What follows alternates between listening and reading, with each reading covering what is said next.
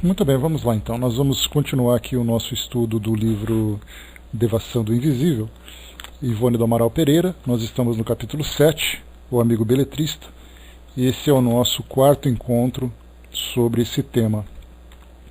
Bom, o que nós vimos no nosso encontro anterior foi ela contando um pouco da história desse nosso personagem, dessa nossa personagem, e comentava exatamente, né, que ele tinha vivido uma relação com uma pessoa, né, com quem ele havia se apaixonado, mas ela já era casada, né, com uma pessoa bastante problemática, bastante agressiva, e aí então no meio desse triângulo acabou ela cometendo suicídio, e ele então, né, tomado por esse desespero, acabou desencarnando precocemente, podemos dizer assim, porque foi uma crise que aconteceu, e a partir dessa crise então veio esse mal súbito que o fez desencarnar. Agora nós vamos então propriamente para a história que Dona Ivone quer contar sobre essa relação com esse espírito, para a mensagem que ele quer trazer através dela, né, como médium, porque o que ela contou da história, é importante a gente sempre lembrar de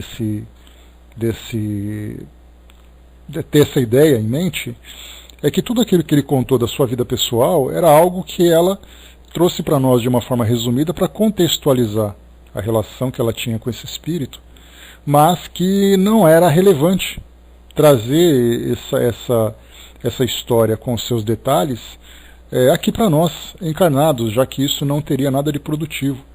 Nós comentamos no nosso encontro anterior sobre a ideia das fofocas, né, psicografadas, muitas vezes falando da vida de um espírito, muito mais para estimular, né, a trama, para estimular ali a nossa curiosidade, mas de nada produtivo.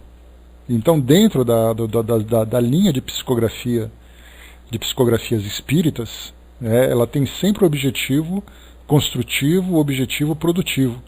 Então essa história é um pano de fundo para poder trazer para nós uma mensagem moral, uma mensagem que reforce os elementos que embasam essa realidade espiritual. Então, de tudo aquilo que nós temos dos livros psicografados, é importante a gente sempre fazer uma análise, né, em especial dos romances, da gente se perguntar, no final do livro, o que exatamente foi absorvido daquela mensagem, qual foi a história que foi contada, ou melhor, qual foi a lição que foi aprendida.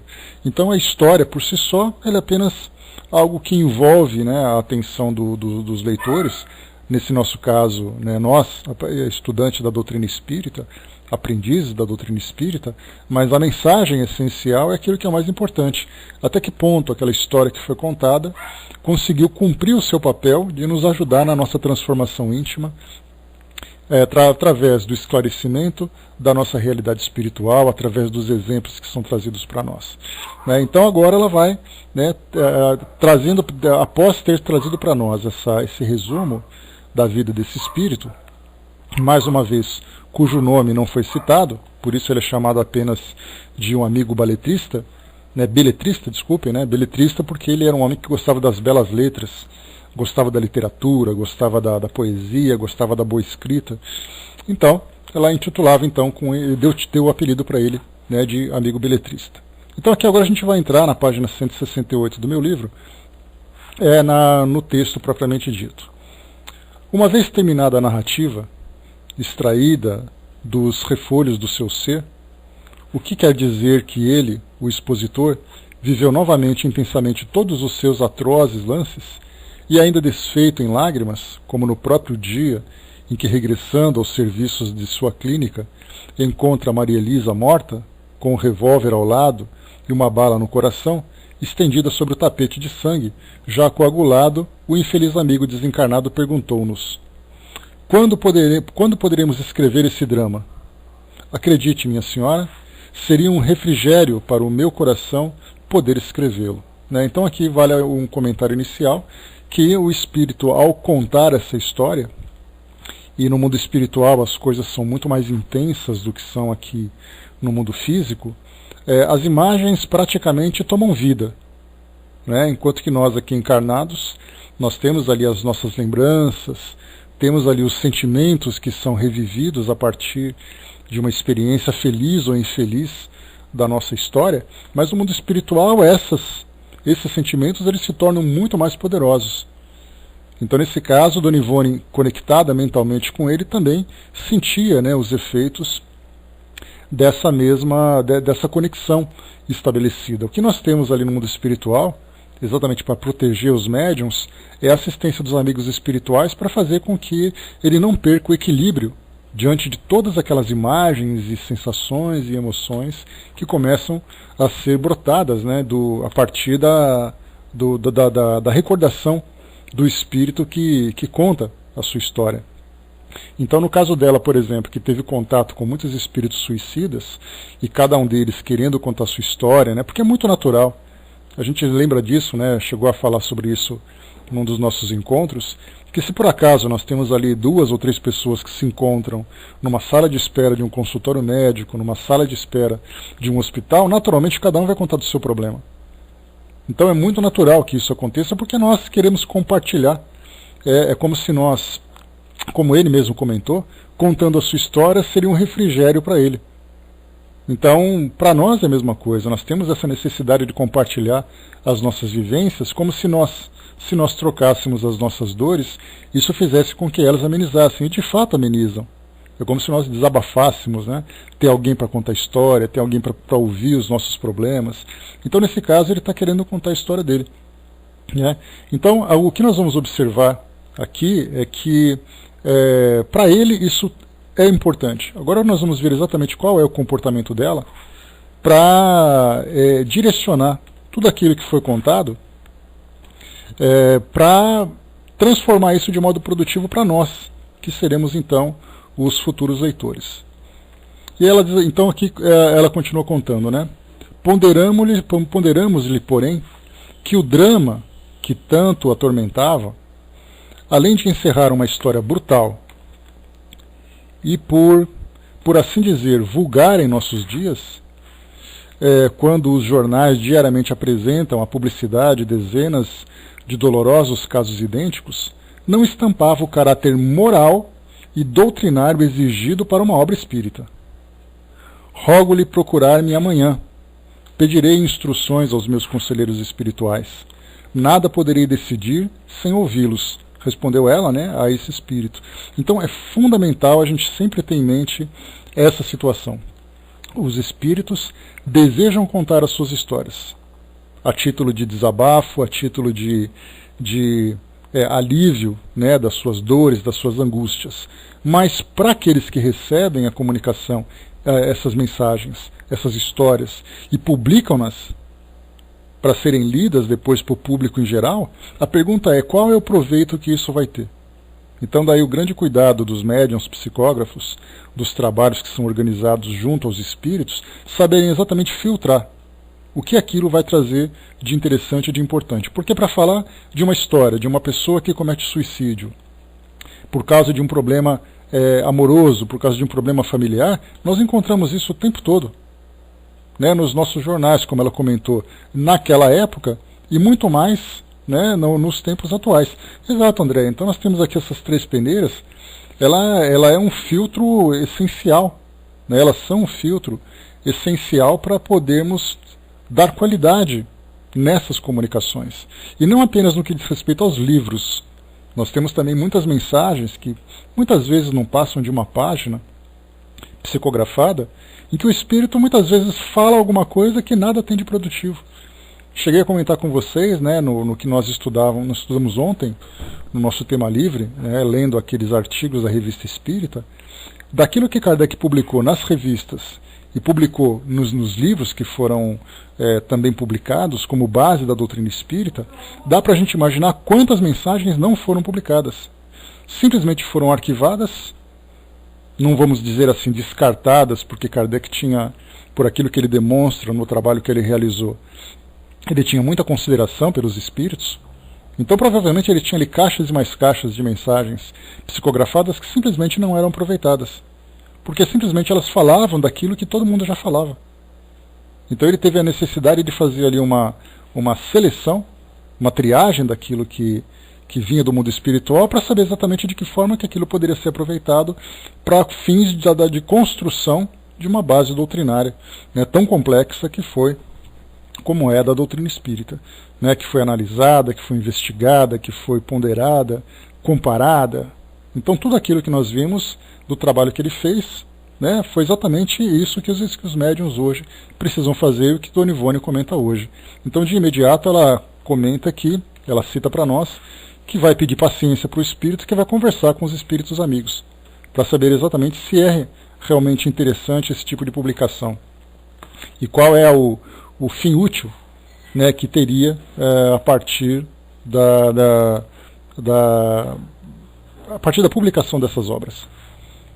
Ele acompanhou-me cavalheirescamente, de retorno ao corpo carnal, não mais pronunciando sequer um monossílabo.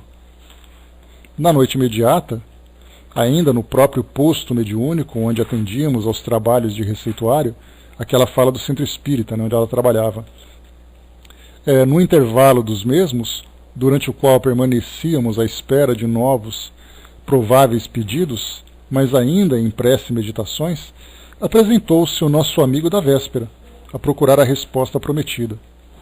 Recordamo-nos de que então se encontrava profundamente preocupado e triste, o que nos compungiu, infundindo-nos a ideia de elevar uma súplica a Jesus em sua intenção. Aqui ouvimos o espírito cobrando uma resposta dela, porque dá a impressão de que nós marcamos dia, marcamos horário, e os espíritos aparecem cumprindo a nossa agenda, Pelo contrário, eles têm ali as suas iniciativas e eles fazem aquilo que eles têm vontade. Se o médium não tiver condições de manter esse equilíbrio, de separar as coisas, certamente os médiums seriam escravos dos espíritos. Até porque a gente lembra sempre que os espíritos não são espíritas. Nós temos espíritos espíritas, como lembra sempre, Dr. Bezerra de Menezes.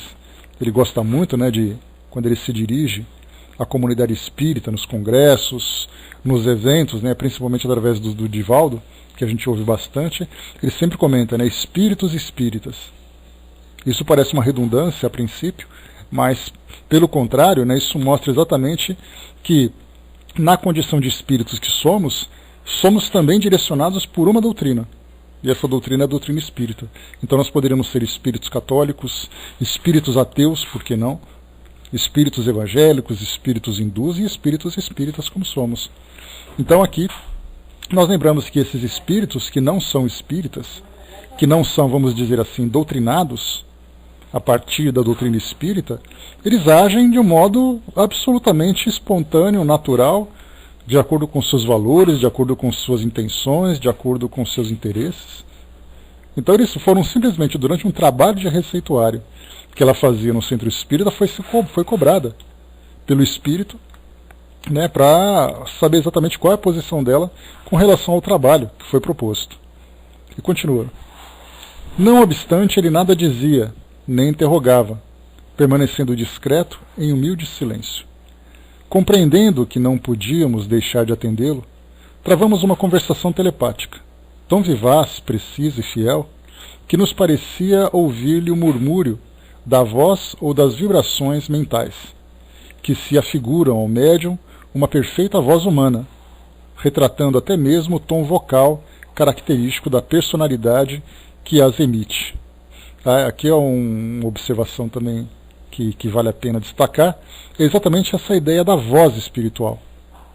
Não raras vezes nós vemos algumas citações de fenômenos de voz direta, ou mesmo fenômeno de audiência de alguns médiuns, especialmente nos casos de assombração, ou então nos casos de comunicação com familiares, quando ele diz assim, eu ouvi a voz da minha avó, ou então eu ouvi a voz de uma criança chorando, ouvi a voz de um homem falando comigo.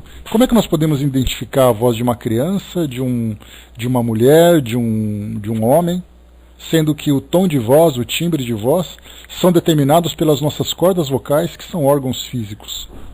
O espírito já não tem mais o físico. Como é que então nós podemos identificar a voz, o tom de voz de um espírito se ele já não tem mais o seu corpo físico? Exatamente porque, da mesma forma que nós estamos acostumados a ouvir a nossa própria voz, porque imaginemos assim, que nós como espíritos guardamos na nossa memória, por exemplo, as músicas que nós gostamos, ou aquelas que nós não gostamos, que ficam martelando na nossa cabeça. Então você se lembra de uma música, mesmo que você não esteja escutando. Então não depende dos seus ouvidos, mas depende exatamente daquilo que você guardou, da melodia, né, da voz dos cantores e tudo mais. Então nós guardamos isso. Identificamos as músicas, as melodias, porque estão arquivadas na nossa memória. Quando o espírito então desencarna, a sua própria voz, o seu modo de falar, o seu modo de se comunicar continua também armazenado na sua memória. E ele continua produzindo essas mesmas, vamos dizer assim, esses mesmos sons, entre aspas, ou essas mesmas imagens. Então por isso o espírito emite uma determinada onda mental com essas características, e o médium em sintonia com o espírito, ou simplesmente captando o seu pensamento, consegue perceber a qualidade dessas ondas. Então nós vemos assim que a voz do espírito fica armazenada na sua mente, e ele continua se comunicando dessa forma. A partir do momento em que ele começa a se elevar espiritualmente, certamente isso começa a se modificar, mas aí já foge completamente da nossa compreensão. Isso porque, né? Bom dia, fraterna, bom dia, João. Então isso porque, quando nós falamos sobre comunicação com os espíritos, nós já chegamos a falar sobre isso num dos nossos encontros, a respeito das ideias que são transmitidas. Então, se são espíritos comuns, medianos, desses que continuam ainda com as ideias vinculadas ao mundo terreno, as comunicações se dão através das palavras. Então eu vou chegar para um espírito e vou começar a dizer para ele aquilo que ele precisa ouvir e compreender. Isso parece óbvio? Sim, parece. Só que quando nós chegamos para os espíritos elevados, eles não falam através de palavras. Eles lançam pacotes de ideias. E aqueles outros espíritos também elevados assimilam esses pacotes de ideias. É como se fossem imagens jogadas, misturadas com sentimentos, com emoções, e eles vão então processando aquilo tudo. Eles vão decodificando rapidamente aquilo que é emitido. E isso se torna algo muito mais rápido, muito mais ágil, porque você não precisa dizer palavra por palavra. Você mostra uma imagem, né, e como a gente diz no ditado popular, né, para bom entendedor, né, meia palavra basta, né, ou então uma imagem fale mais que 1000 palavras. Isso para o mundo espiritual é absolutamente real. Mas quando nós pegamos, por exemplo, um espírito como Joana de Ângeles, ou Emmanuel, que são dois espíritos já bastante esclarecidos, e eles vão se comunicar com encarnados como Divaldo Franco, como Chico Xavier, embora os dois, né, apresentaram e apresenta, né, no caso do Divaldo, né, um grande conhecimento, entendimento e também valores elevados, estão encarnados e precisam das palavras. Então, nesse caso, Joana de Ângeles, a gente pode imaginar, para se comunicar, para transmitir uma mensagem com o Divaldo, ela cita então as palavras, então as palavras são psicografadas. Mas dá para imaginar uma conversa entre Joana de Ângeles e Emmanuel. Como é que eles se comunicam? Como é que Jesus se comunica com os seus mensageiros? Ele vai lançando imagens, pacotes de ideias, e os espíritos rapidamente assimilam. É uma comunicação, vamos dizer assim, saindo daquela conexão de escada que tinha no ano passado, nós temos agora uma fibra ótica de altíssima velocidade. Né? Ou, né, mais fácil agora, aqueles computadores quânticos. Sabe-se lá o que significa isso, mas deve ser uma coisa muito grande. Então Jesus utiliza exatamente esses processadores, superprocessadores, porque os espíritos que estão em sintonia com ele são capazes de captar essas ideias que são transmitidas.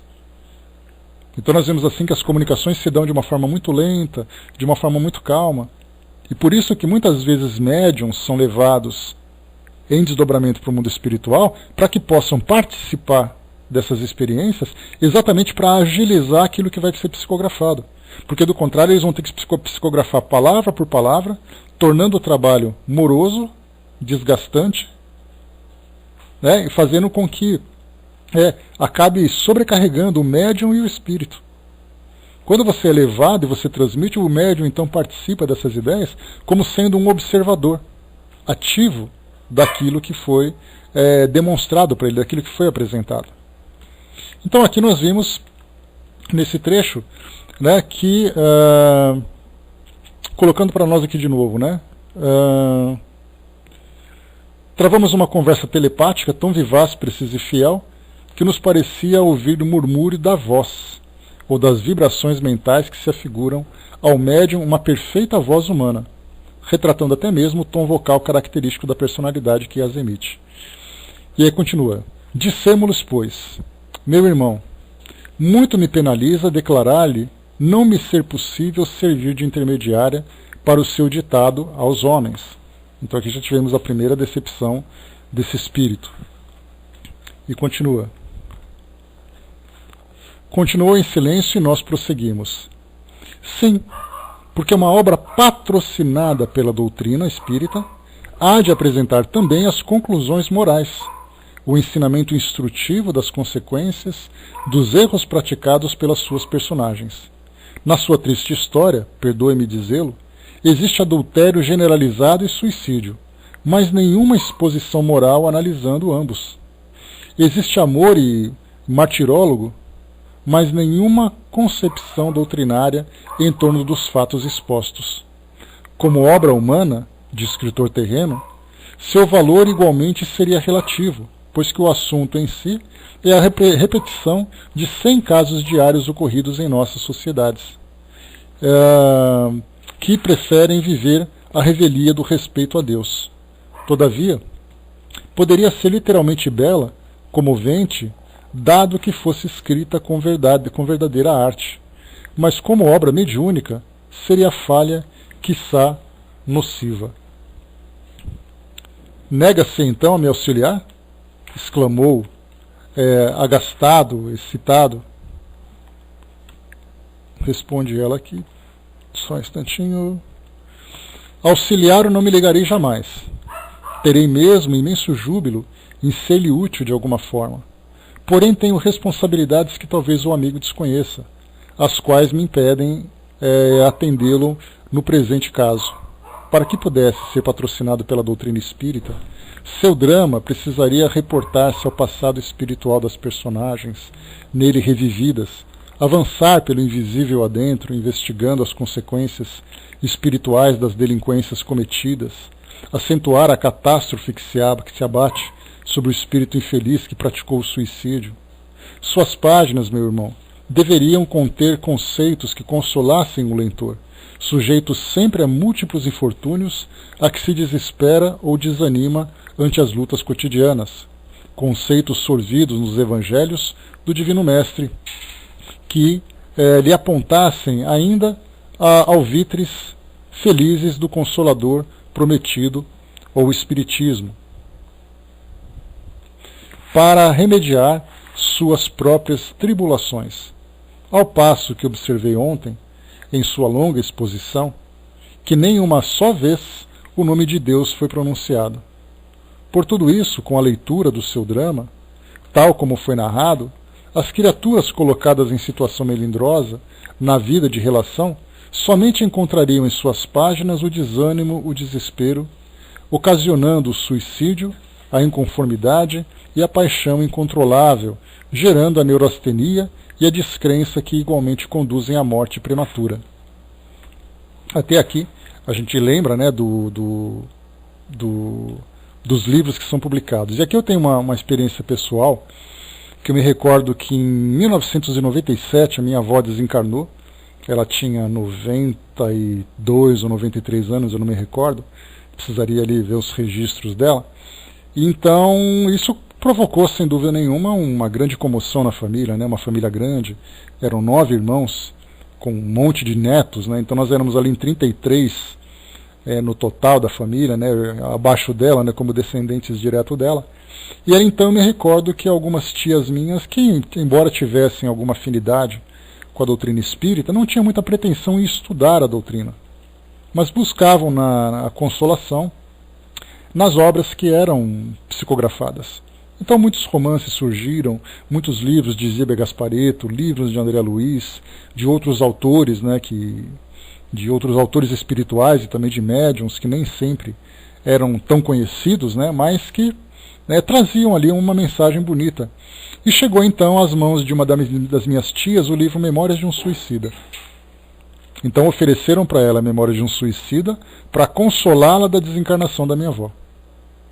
E ela veio conversar comigo, né? Naquela época eu tinha ali bastante uma relação de títulos já lidos, né? E ela perguntou para mim, escuta, olha, chegou para mim esse livro, né? Ele é interessante? Eu falei, para, nem lê.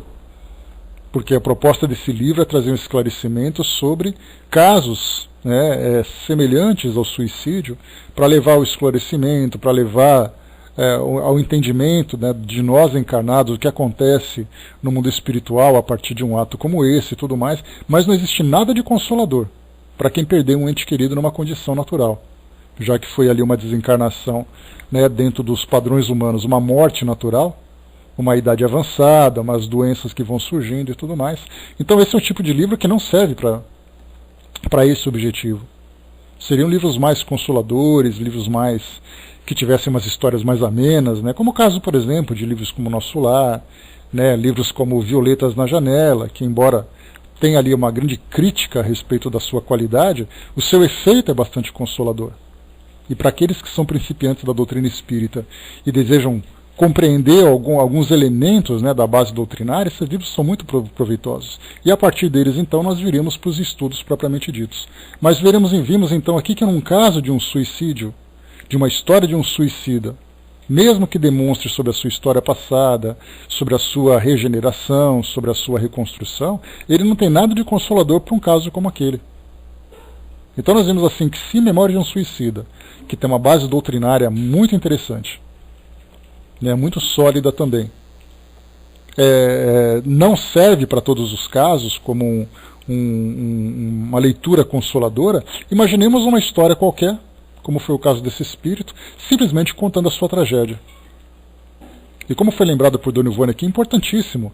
Muito bem, o enredo todo era, né, houve um triângulo amoroso, cometeu um suicídio, e houve ele depois uma desencarnação motivada, né, por crises, né, nervosas, de desequilíbrio e tudo mais. Mas, muito mais do que isso, nós temos que analisar o pré, né, aquilo que veio antes dessa história, qual é a história desses espíritos, como se deu ali o reencontro entre todos eles, o que aconteceu depois, né, principalmente no caso da suicida, né, que foi a parte mais dramática, porque ele está contando a história dele. Mas no caso dela, nós temos ali algo importantíssimo, né, porque lembra mesmo Kardec no livro dos Espíritos, quando se fala sobre o suicídio. E teve uma pergunta que Kardec colocou, mas e no caso dos suicídios que são levados pela loucura? Aí os espíritos responderam, nesse caso nós temos um atenuante, que embora o caso seja grave, não foi motivado pela desilusão não, pelo abandono, né, pela fuga do espírito do compromisso que ele teve. Foi um desequilíbrio que simplesmente fez com que ele fosse levado a esse ato. Assim como também nos casos de grandes obsessões, de grande intensidade, nós temos ali também que os obsessores fazem com que o indivíduo chegue num estado de desequilíbrio que ele comete esse ato. Talvez tenha tendência, talvez não tenha, mas chega ali na sua conclusão, mas o ponto principal não foi ele o responsável. Ele foi levado a essa causa pelo processo obsessivo. Então nós temos ali os casos em que, no caso dela, ela foi levada por uma desilusão, né, pelo desespero no seu casamento, mas qual é a conclusão exatamente que se tira dessa história?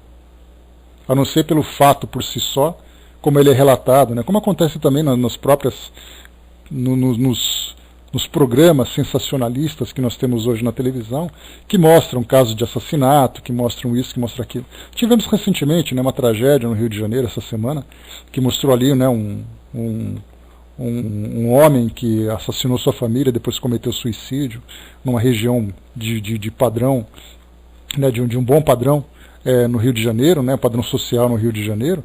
Tá, mas o jornal noticia, fulano matou a esposa, matou os filhos, depois cometeu suicídio, ponto. Aí vão querer explorar, mas por que ele fez isso? Tá, pronto, ponto. Ótimo, é uma notícia que chega, né, através dos nossos meios de comunicação, como tantas outras notícias. Temos um suicídio aqui, temos um assassinato, temos uma guerra, temos ali uma epidemia, uma tragédia natural, então os fatos vão sendo contados. Agora, quando nós falamos, como é uma expressão muito interessante que ela usa, uma notícia, né, uma história patrocinada pela doutrina espírita. Essa história patrocinada pela doutrina espírita, ela tem ali um peso significativo e traz para nós uma série de elementos que devem ser considerados além da própria história. Mas toda a sua conclusão moral, explicando a trajetória de cada espírito e sempre trazendo como objetivo maior, mostrando exatamente a oportunidade de redenção dos espíritos envolvidos naquela história. Cometeram os erros, aprenderam com os erros e começaram então a sua jornada de reconstrução moral daquilo que vivenciaram, diante daquilo que vivenciaram. Então esses elementos devem ser considerados. Agora, se nós temos ali outros espíritos que contam suas histórias simplesmente por contarem, aqueles médiuns que não são preparados para fazer essa filtragem, não têm ali o amparo do plano espiritual para analisar cada caso, simplesmente publicam porque a história é interessante, nós acabamos então percebendo que não houve ali nada de produtivo naquele trabalho que foi feito, e foi realmente muito trabalhoso. São trabalhos muitas vezes de vários meses, né, envolvendo ali essa relação de encarnados e desencarnados, sem ter nada de produtivo, a não ser simplesmente uma história de entretenimento. Por isso então os livros que são publicados a partir desse patrocínio da doutrina espírita, tem exatamente esse objetivo. Sim, a história deve ser envolvente, deve ser interessante, para chamar a atenção dos leitores, mas no final a lição deve ser transmitida. Do contrário, não teve efeito nenhum. Continuando, vamos lá. Então mostrou aqui, né, a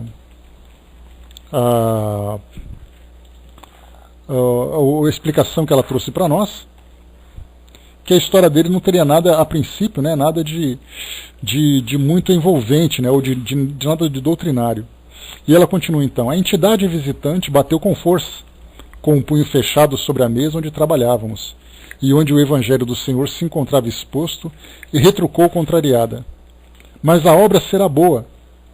Na sua estrutura realista, será comovente, dirigida por um coração que sofre a outros corações que também sofram, para que se recordem, não, para que se reconfortem na certeza de que não são os únicos a sofrer. E será bem escrita, garanto-lhe. Já disse que fui apreciado beletrista. Então, os talentos, né, as habilidades literárias que ele tem, isso é indiscutível. Ele poderia contar uma história com uma ótima construção, né, daquelas redações que tiram nota 100 no Enem, né? Com introdução, com desenvolvimento, conclusão, com ótimas construções, com palavras ótimas e tudo mais. Mas e aí? E aí então ele coloca aqui um ponto que é fundamental. Eu vou levar a minha história de sofrimento para consolar aquelas pessoas que também sofrem, para dizer que elas não são as únicas a sofrer. Onde está o aspecto consolador? E aí então que ela vai trazer para nós aqui os argumentos dela. Ela diz assim, e eu estou lendo com vocês, né? Eu não leio previamente a história que a gente vai pegar aqui, né? Então, da mesma forma que eu estou acompanhando cada parágrafo aqui, é da mesma forma com vocês também, né? Porque eu li bastante tempo esse livro, não sei do que se trata, não me lembro mais, né, do desenrolar. Então vamos lá. Não duvido, meu irmão, mas isso não será bastante. Nas obras literárias de caráter espírita será necessário algo mais profundo e rigoroso. O Senhor, com esse drama, teria escrito para o sensacionalismo dos livreiros, para sucesso dos mostruários, talvez obra forte de um realismo brutal e contundente, e os médiuns espíritas somente deverão ser intérpretes de obras moral e espiritualmente educativas, consoladoras, ou então científicas e filosóficas. Responde ele agora: Vossa Excelência poderá assinar seu próprio nome. Vou pegar um pouquinho só. Seu próprio nome, visto que não me importa permanecer à margem. Ninguém precisa saber que a obra foi mediúnica. Olha só o argumento que ele utiliza, né? Tentando ali seduzi-la com essa história, né? Meio que Agatha Christie, contando simplesmente aqueles dramas. Deixa eu ver aqui. Enriquecer, pois alegra-me poder concorrer para a sua abastança, porquanto estou informado das dificuldades monetárias que a afligem. Olha só o caminho que vem sendo levado, seduzindo o médium pelos resultados financeiros que essa publicação pode trazer. Em troca disso, ele oferece a sua história por uma questão de orgulho, por uma questão de necessidade. Bom dia, pessoal que chegou. Garanto-lhe inspiração e motivos sensacionais e inéditos para uma fecunda literatura, ao gosto da maioria do público. Entre os espíritos como eu, há dramas tenebrosos, inacreditáveis, inconcebíveis, ricos de emoções e originalidades, e isso agrada sempre o leitor. Produz renome. Eu lhe contarei tudo, escreverei pela sua mão. Obterá um nome famoso na literatura nacional e, quiçá, no estrangeiro. Glória, fortuna, admiração, adoradores. Vimos aqui então que essa argumentação que ele trouxe para nós é algo bastante que estimula, né, as nossas fraquezas, a nossa fragilidade moral. Quantas vezes nós vemos isso acontecer? Não de uma forma clara, ninguém se declara como sendo aquele que utiliza a comunicação com o mundo espiritual por benefício próprio. Mas quantas vezes nós encontramos psicografias que são trazidas simplesmente para que haja ali um retorno econômico. Porque, embora para o médium tenha um retorno material e até mesmo ali um reconhecimento dentro do meio, e não importa se é um médium espírita ou não espírita, nós estamos tratando de médiums. Para o espírito, só o fato dele poder tutelar aquele médium, de contar a sua história, de muitas vezes até aqueles indivíduos que se comportam como me fugiu o nome agora, aqueles que ficam fazendo comunicações, né? Qual o nome que eu posso dar para aquilo, meu Deus do céu? Ficam ali intermediando, né? Ficam ali como sendo ali o contato com outros espíritos que também querem contar suas histórias. Me fugiu a expressão agora, né? Mas ele é aquele indivíduo que, depois de contar sua história e não ter mais o que contar, ele começa então a recrutar outros espíritos também para continuar alimentando esse trabalho, né? E ele se colocando como sendo o agenciador. Essa é a palavra que eu queria lembrar, né? O agenciador, né? O agente daquele médium, para fazer com que ele lucre, com que ele se beneficie do trabalho que é feito. Mas aí, mais uma vez, são simplesmente histórias que são contadas, sem ter nada especificamente de produtivo em termos de ensinamento, em termos de educação espiritual. Continua. A doutrina espírita ensina aos médiuns, meu irmão, que a fortuna de um intérprete do invisível será a paz da consciência, que a sua glória está no dever cumprido perante as leis de Deus, como a renúncia ao mundo pelo amor ao bem e à verdade. Eles não poderão visar jamais quaisquer lucros pecuniários com a sua produção mediúnica, porque se assim procederem, estarão incorrendo em penalidades graves perante a própria consciência e a santidade do mandato que lhes foi confiado. Aqui essa expressão trazida para nós com destaque. A santidade do mandato que lhes foi confiado. Não me atraem, portanto, o renome que poderia conquistar com os favores que o irmão, muito bondosamente, pensaria em conceder-me, nem glórias terrenas e tampouco os tesouros que a ferrugem possa consumir e os ladrões roubar, tal como advertiu o nosso Divino Mestre. Dentro da doutrina espírita, somos reeducados no desinteresse dos bens temporais. Todavia, tenho uma coisa para lhe dizer. Diga, respondeu aqui o espírito.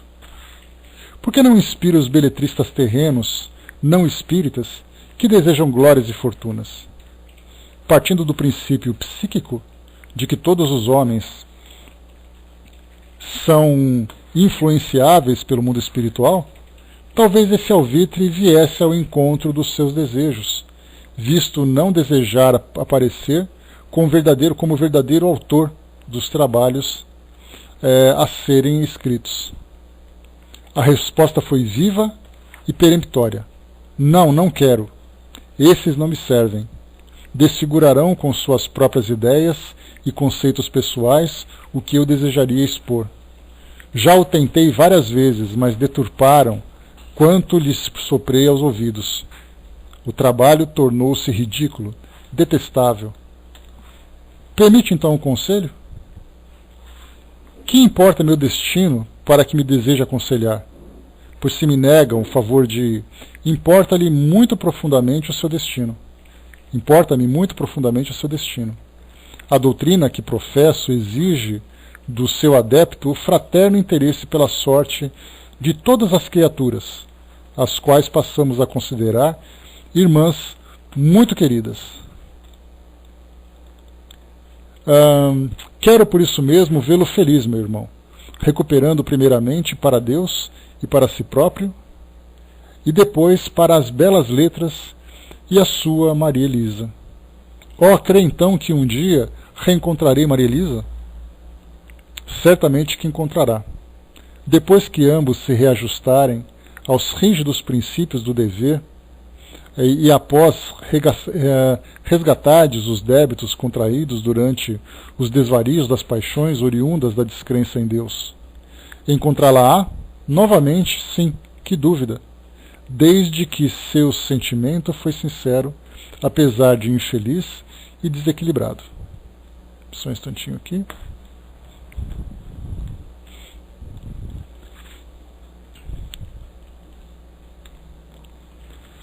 Aconselhe-me. Então, nesse caso, ele já começou a se tornar mais flexível. Faça de início um esforço para se acalmar esquecendo o passado, para só tratar do futuro, esquecendo as letras, o amor infeliz. Como vê, é necessário, em primeiro lugar, a renúncia. E ore. O amigo não deverá esquecer que não é mais um homem, e sim um espírito. Espiritualize-se, portanto, alcançando a mente todas as suas energias e vontades para o mundo espiritual ao qual pertence. E o primeiro passo para a grande renovação que se impõe na sua individualidade é a prece, a meditação em torno das ciências celestes e não em torno do amor de uma mulher. O estudo da filosofia espírita, pois essa filosofia é universal, abrange a Terra, os espaços sem fim, os mundos siderais, a alma das criaturas, o coração de cada um de nós. Procure adaptar-se ao conceito do amor a Deus, ao próximo, e calque nas profundidades do pensamento a saudade dos fatos que o torturam. Nessa casa, meu amigo, ora-se, estuda-se e trabalha-se, inspira-se no amor de Deus e do próximo. Foi médico na terra? Ainda o é no invisível, porque o sagrado patrimônio intelectual de cada um de nós é bem imortal, que jamais perderemos. Aqui a esta casa ocorrem doentes, como poderá verificar. Acabo de solicitar dos médicos do além receituário para seus diferentes males físicos. Ajude-nos a aliviar suas dores, curando suas doenças físicas, para mais tarde poder aliviar também os males morais de outros tantos enfermos. Ore conosco, assistindo metodicamente a nossos estudos e meditações. Convido-o mesmo a estudar diariamente comigo, no silêncio do meu aposento que conhece, e preste atenção aos ensinamentos contidos nos livros que leio e nos que me dão as nobres entidades espirituais que me concedem a honra de seus ditados mediúnicos. Depois, meu amigo, o caminho a trilhar por si mesmo se descortinará, permitindo a paz que há faltado ao seu coração até hoje. Nada respondeu, mantendo-se em triste silêncio, conservou-se respeitoso durante a prece para encerramento do receituário. Retirou-se vagarosamente e alguns instantes ainda nossa visão espiritual distinguiu-o caminhando ao longe por uma estrada ligeiramente inclinada, polvilhada de uma substância creme e meio cintilante, e pareceu-nos que chorava. Então aqui vimos, né, nesse trecho, aqui ela conclui, né, esse contato com esse espírito. Então o que nós vimos aqui foi um exemplo de tantos outros, né, que vamos dizer assim, que poderia se tornar uma referência de tantos outros espíritos que ainda se encontram vinculados à realidade do mundo físico, sem se darem conta da necessidade e da importância de continuarem a evoluir espiritualmente. Então, querem contar suas histórias, querem remoer ali aquele passado que eles tinham, aquele passado doloroso, né, que lamentavelmente provocam, né, essa aflição que vivem naquele presente. E precisariam, então, nesse caso, ouvirem exatamente uma mensagem como essa, chamando a atenção para se desvincularem do passado. E esse passado não é apenas o passado da sua última encarnação ou das suas últimas encarnações, é o passado de suas próprias histórias. Que elas sejam, então, nesse caso, referências para estímulo para darem continuidade na sua evolução. E não simplesmente histórias que se tornam âncoras, prendendo suas consciências no passado doloroso, no passado delituoso. Então, nesse caso, nós vimos aqui a necessidade do espírito avançar. Como nós lembramos sempre, não existe aquela amnésia do plano espiritual, você não deixa de saber quem você é e você não deixa de lembrar daquilo que provoca tanta dor e tanta aflição. Mas a diferença entre você lembrar de uma história que te prende ao passado e você lembrar de uma história que te impulsiona para o futuro. Então é exatamente essa reversão, né, das polaridades dessas vibrações que vão fazer com que o espírito progrida. Só que a gente sempre imagina, né, para nós que somos espíritas, é muito natural que um conselho como esse seja aceito com toda naturalidade. Mas quando nós falamos de espíritos que ou são espíritas, mas ainda trazem muitas dificuldades de se desprenderem de suas histórias, ou tantos outros espíritos que sequer têm qualquer tipo de conhecimento doutrinário, um conselho como esse é absolutamente improdutivo, desinteressante, dispensável por parte desses espíritos. Porque eles chegaram até, no caso dele, por exemplo, do beletrista, não sei que eu estou com beletrista na cabeça, o beletrista, ele chegou até ela com o propósito, né, com o objetivo já definido de transmitir aquela comunicação. Ela era uma médium psicógrafa, provavelmente sendo observada há algum tempo, percebia nela o hábito dessas psicografias, dessas obras, e ele então se colocou na fila e disse: agora é minha vez, eu vou transmitir esse ensinamento. E ele chegou então com a ideia pronta, com as ideias elaboradas, empolgado, encontrei uma médium, vou contar tudo para ela com detalhes e tudo mais. E de repente ele recebe uma negativa.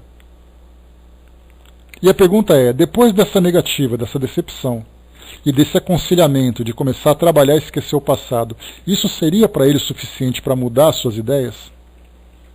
Não necessariamente. Ele sai decepcionado, ele sai frustrado e vai tentar encontrar um outro meio de satisfazer aquilo que ele deseja. Ele não tem a necessidade de uma conversão moral. Ele não tem a necessidade de se evangelizar e de se espiritualizar. Pode parecer ali uma redundância, um espírito se espiritualizar, mas é algo muito real, nós já conversamos sobre isso, que nós temos aqui encarnados que estão muito bem espiritualizados, como temos desencarnados que ainda estão materializados. Isso pela sua condição consciencial. Onde eles focam a sua atenção? Quais são os seus propósitos? Quais são os seus objetivos? Tudo isso se encontra no mundo físico ou no mundo espiritual? É ali que nós vamos definir uma consciência espiritualizada ou uma consciência materializada. Então, esse tipo de comportamento que nós vimos desse espírito é um entre tantos outros. Vocês se recordam que eu trouxe para vocês aqui uma psicografia dessas recebidas, né, em trabalhos de desenvolvimento mediúnico, né, isso dentro da minha família.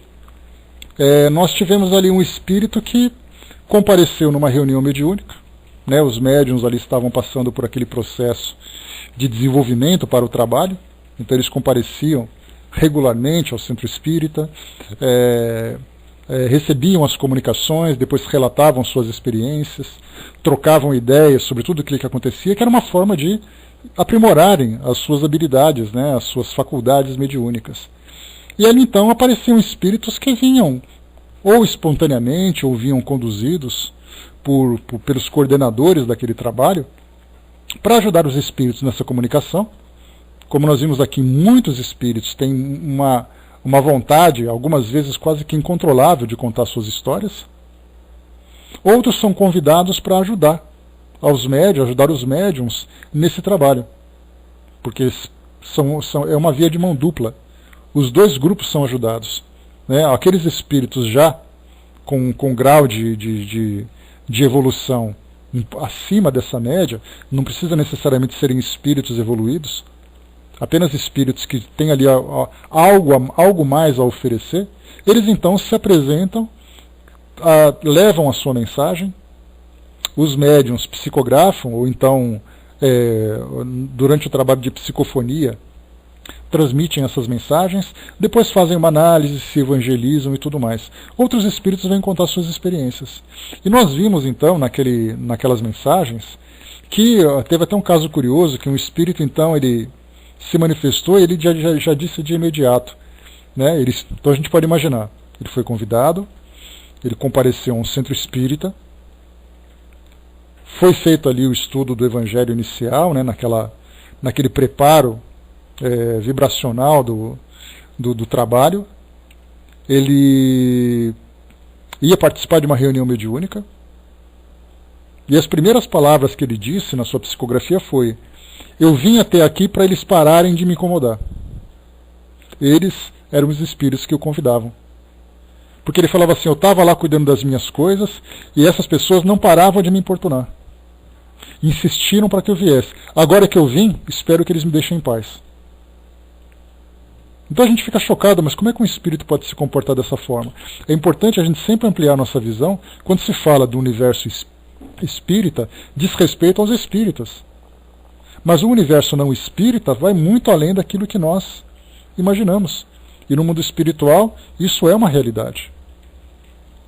Temos ali os preconceitos religiosos, temos ali as ideologias que são diferentes, temos ali as disputas de vaidade, temos ali o intelecto, a falta de intelecto. Pessoas comuns do nosso cotidiano representam também essa mesma comunidade do plano espiritual. E ali nós vamos encontrar de tudo. Então aqui vimos, né, para concluir essa nossa história com esse espírito, nós vimos aqui então um espírito obstinado em contar a sua história, passando por uma decepção, e a pergunta que ficaria é: o que será que aconteceu com ele depois que ele foi embora? Boa pergunta.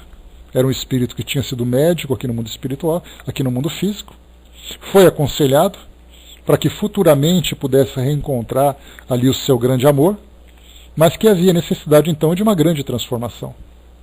O que aconteceu com ele depois? Continuando aqui a nossa leitura, vamos lá. Só um instantinho.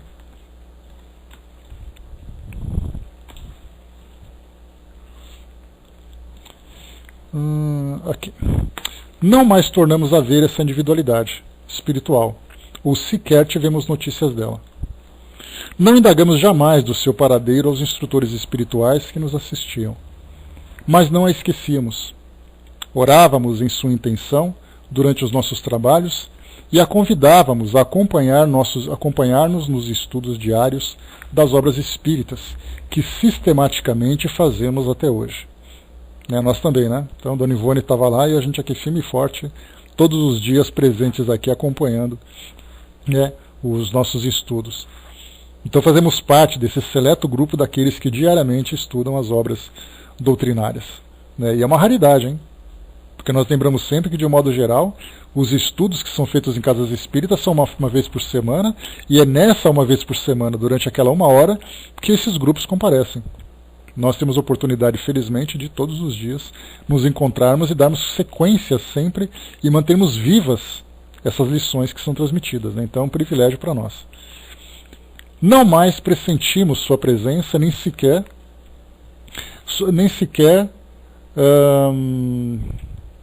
nem qualquer intuição informativa a seu respeito. 4 anos depois da sua visita, no entanto, ou seja, pelo ano de 1934, fazíamos a sessão Sociais para um jornal semanário do interior, de propriedade de um dos nossos irmãos. Só um instantinho. No momento de empunhar a caneta para traçar as primeiras linhas daquele noticiário, alguém do invisível que não conseguíamos identificar arrebata-nos o braço, atira a caneta para o lado, toma o lápis e traça velozmente uma pequena novela intitulada Deodato, posteriormente publicada em folhetins por um conhecido jornal espírita do Rio de Janeiro. Esse trabalho, com todos os característicos dos ditados mediúnicos, recebido em momento impróprio, sem que nos houvéssemos preparado sequer. Só um instantinho aqui.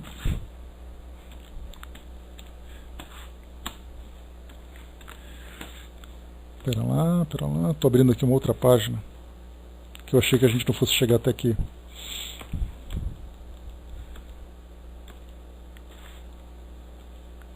Só um instantinho.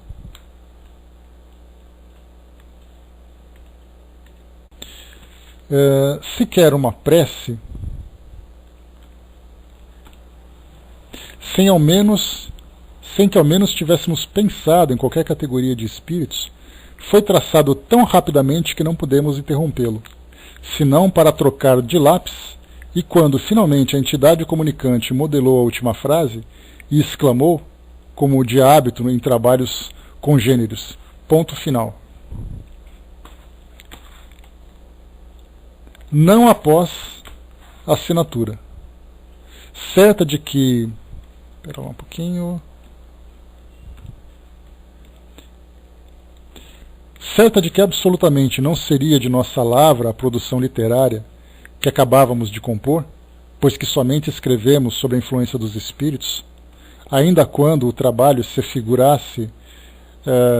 nosso, como acontece com o presente volume, rogamos à entidade enternecida, sentindo ainda a sua presença e a ternura que nos invadiu, dulcificando o nosso coração. Querido irmão, muito agradeço a benevolência da vossa presença, com a mimosa dádiva literária com que me presenteais. Que o Senhor vos ilumine e abençoe, tornando-vos feliz na espiritualidade. Tende bondade de assinar o vosso trabalho. Esperávamos, mas a entidade quedava-se silenciosa e esquiva. Repetimos a súplica. Tende a bondade de assinar. Um trabalho anônimo de além-túmulo não tem valor e não poderá ser publicado. Então o visitante falou docemente, e confessamos que, de certo, um embotamento singular nos obscurecia as intuições até o momento presente em que escrevemos essas páginas, impedindo-nos de reconhecer o espírito que então nos visitava, pois que realmente apenas neste momento somos informada, quando o é também o leitor, de que o autor espiritual da novela Deodato, escrita em 1934, fora o amigo beletrista. Respondeu-nos ele, porém, naquela época, sem que o identificássemos. Assina tu mesma, presenteio-te com ela, eu não desejo aparecer. Ora, chegando a essa altura do presente capítulo, que nos está surpreendendo mais do que o próprio leitor, eis que o venerável espírito Dr. Bezerra de Menezes, um dos patronos espirituais do Centro Espírita de Lavras, pela época em que lá militávamos e onde pela primeira vez falamos ao amigo beletrista, irradia até nós seus pensamentos avisando-nos de que dirá algo a respeito. Atendemo-lo comovida, oramos e esperamos. Cedemos-lhe o lápis.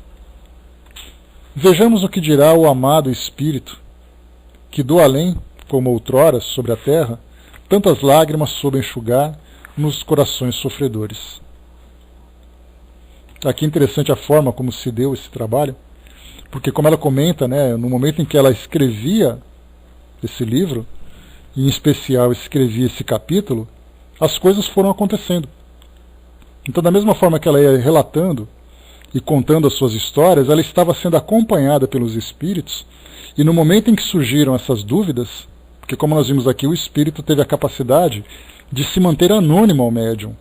Mesmo que a gente lembre assim que o espírito consegue identificar as vibrações, a voz e tudo mais, nesse caso ele conseguiu anular completamente as percepções dela. Mas ali depois ele se identificou, né, percebeu a presença dele, e ao mesmo tempo veio a assistência que ela esperava.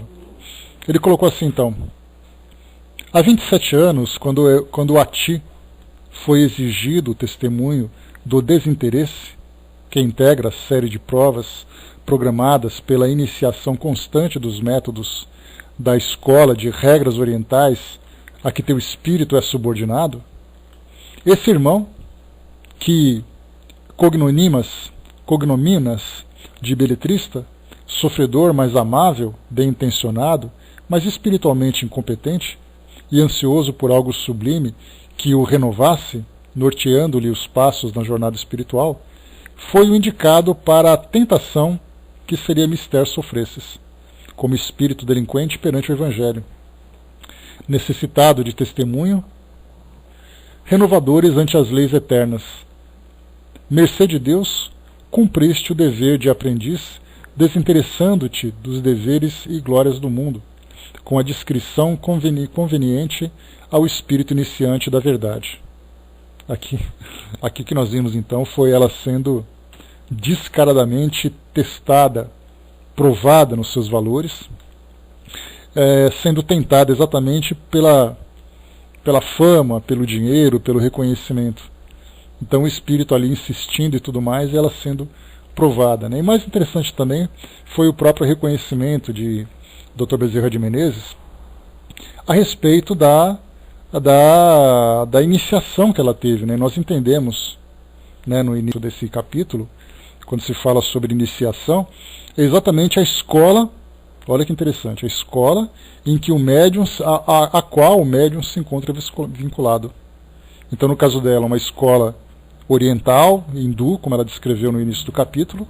Nós, no momento em que estudamos essa passagem, falamos também de outras escolas filosóficas, em especial aqui do Brasil, comentamos sobre as escolas filosóficas da Umbanda, onde muitos médiuns estão vinculados, a escola espírita, em que muitos médiuns estão vinculados, né, dentro desses preceitos espíritas.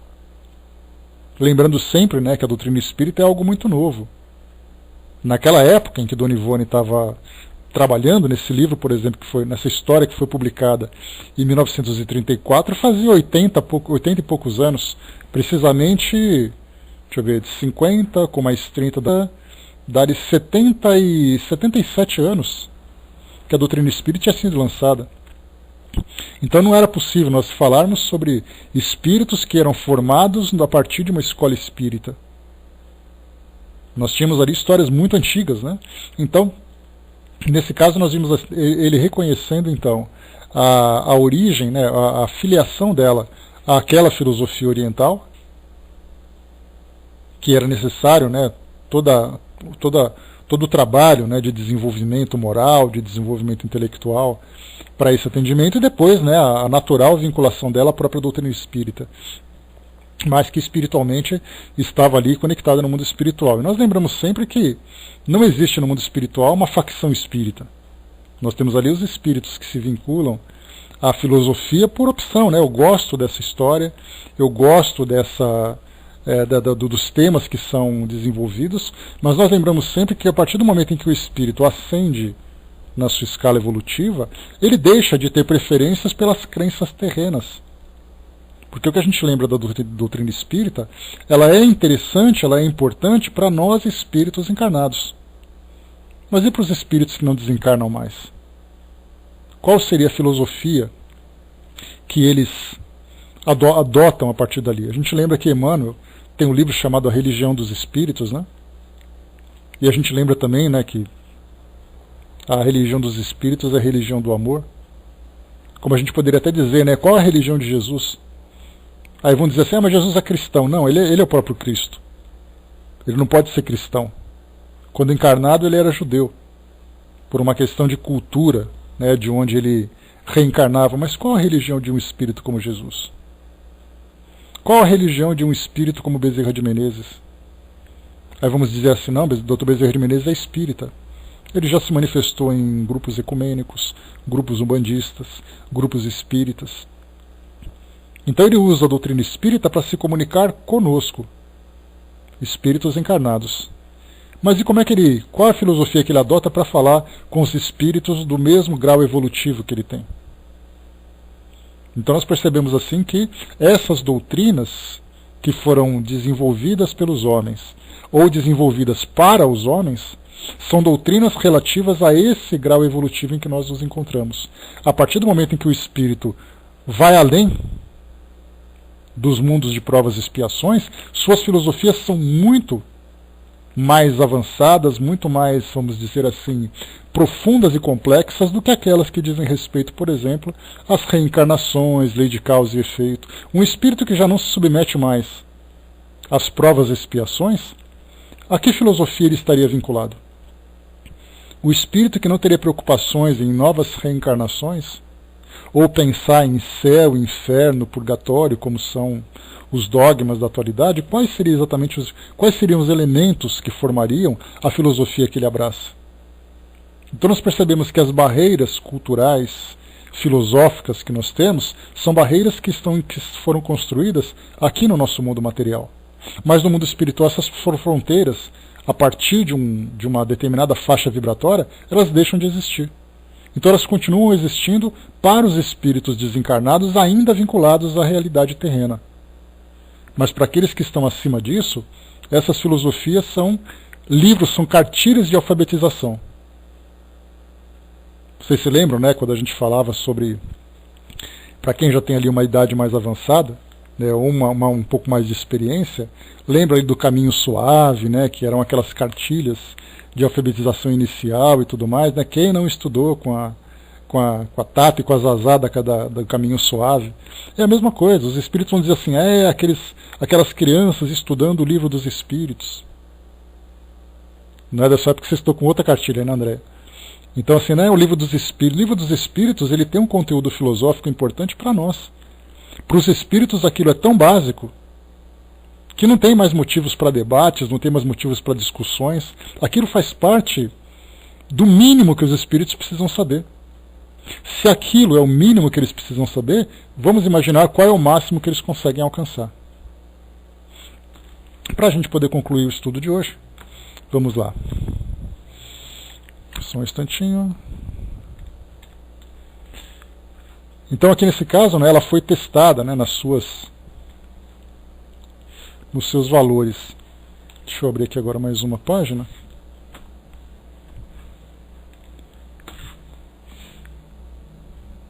Vou até dar uma corridinha aqui para não demorarmos muito.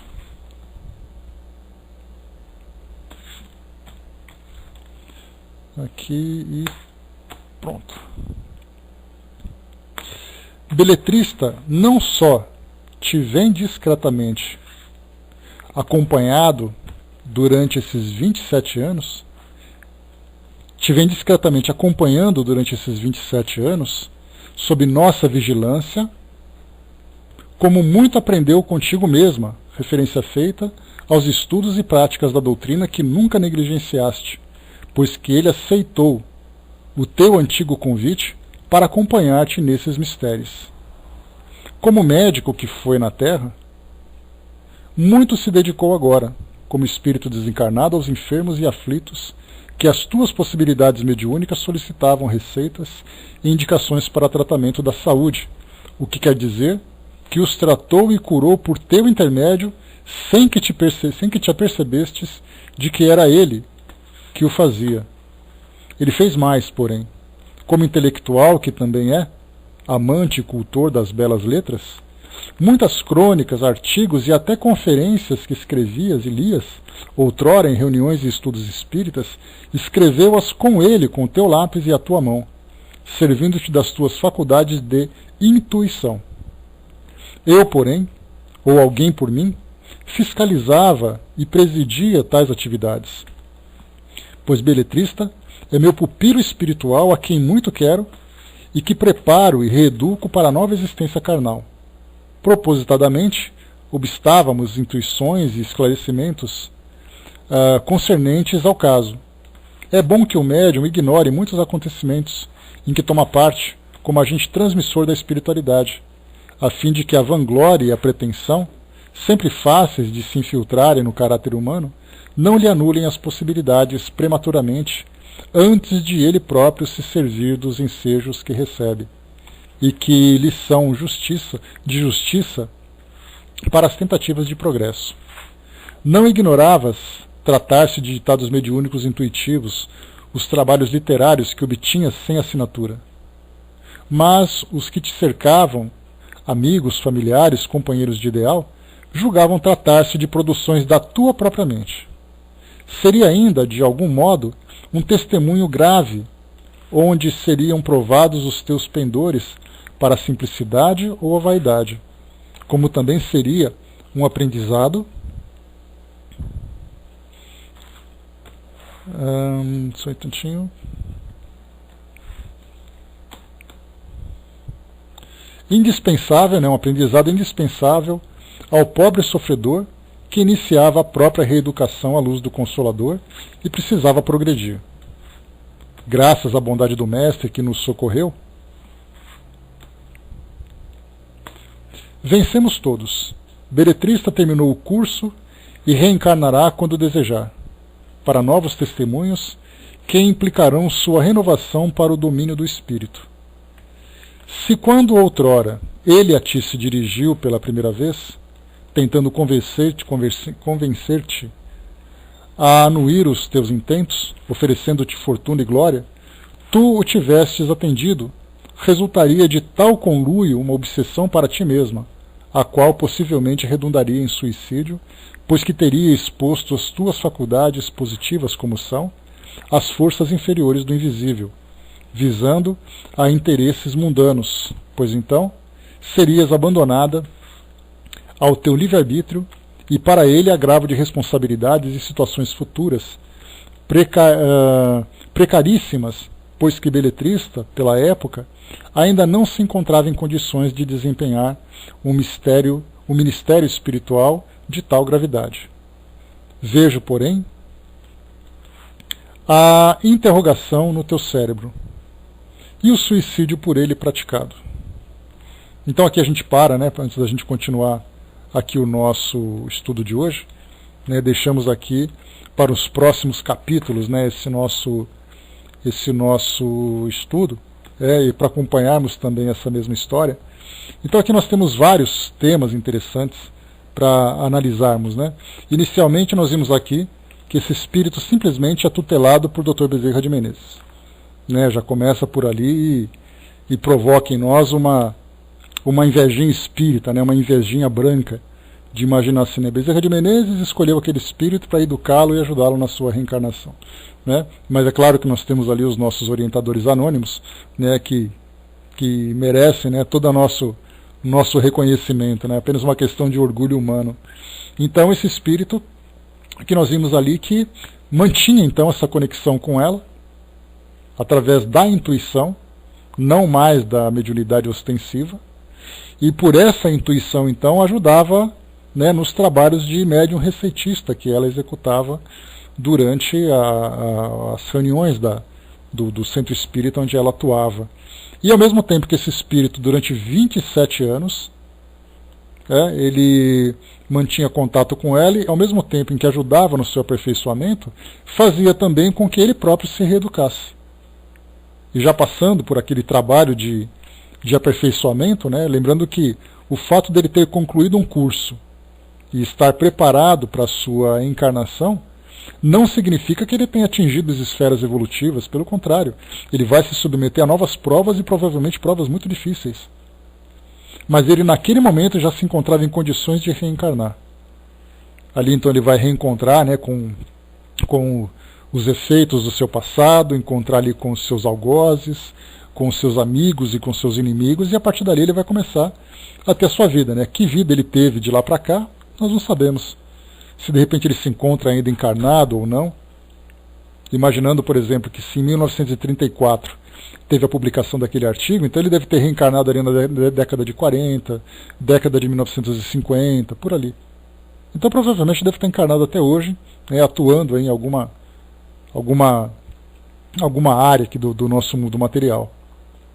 Então ele passou por esse processo de aprendizado. E o detalhe mais importante, para a gente poder concluir: se por acaso ele inicialmente, fazendo aquela proposta, tivesse sido acolhido nas suas intenções por Dona Ivone, haveria então ali primeiro que ela teria violado, né, um ministério extremamente importante para a regeneração dela própria, que era exatamente ali o trabalho da doutrina espírita.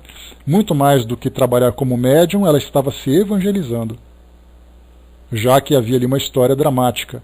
E, como nós vimos ali, havia uma prescrição de suicídio caso ela se deixasse levar por essa obsessão. Ou seja, pelas próprias influências, pelo desespero, pelo equilíbrio, tenderia naturalmente a um novo suicídio, o quarto suicídio seguido. Já que pela história dela, ela conta que 3 encarnações anteriores foram cometidos 3 suicídios. Então o que nós vimos ali é que ela então conseguindo superar essas tentações, essas fraquezas, ela não apenas se fortaleceu no caminho que ela seguia, como também ela própria conseguiu fazer com que o espírito que estava ali junto com ela se regenerasse. Então vemos ali uma história muito bacana, né, envolvendo ali todas as partes. Então depois no nosso próximo encontro, né, na semana que vem, nós falaremos então sobre o suicídio desse espírito. Que ela perguntou, né, mas e o suicídio dele? E como nós vimos aqui, né, já até conversamos sobre isso, já adiantando um pouquinho, né, que na verdade não foi o suicídio, né, a intenção do ato suicida, mas foi o desespero, o desequilíbrio que antecipou a sua desencarnação. André Luiz chama de suicídio inconsciente, eu prefiro utilizar um outro nome, né? Kardec recebeu a expressão autoassassínio, pelo modo como ele vinha vivendo a vida dele, né, com muita intensidade, com muito estresse, com muito trabalho, e acabou afetando o seu corpo físico. Então, autoassassínio para Kardec, suicídio inconsciente para André Luiz, eu prefiro, né, como negligência, porque o